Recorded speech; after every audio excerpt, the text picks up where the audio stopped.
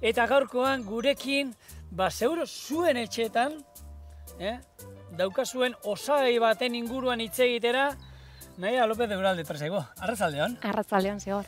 Patata, nik uste Euskal Herriko etxe guztietan egongo da patata. Hori da, bai, patata beti gure egunerokotasunean oso maitatua da, eta egon behar du, bai. Eta patata janin behar da.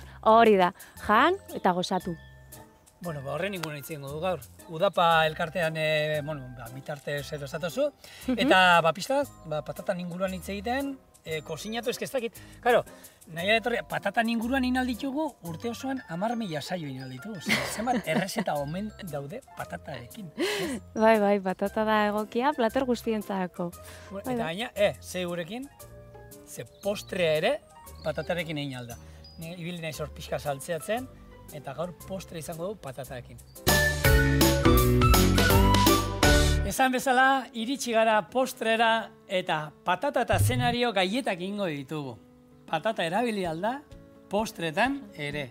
Eta benetan saltzeatu ezazue, ni liburu ematen aurkitu dut, baina errezetak interneten pila badu, Gehiena dira holan patata gaieta moduan erabiltzeko, baina esaten dizuet, ideia interesgarri eta polita direla. Eta ez edozein patata. Hori da, udapako patata erabiltzen baduzue, hobe. Azenarioak egosita, 100 gramo. Hori, joan berrintzen.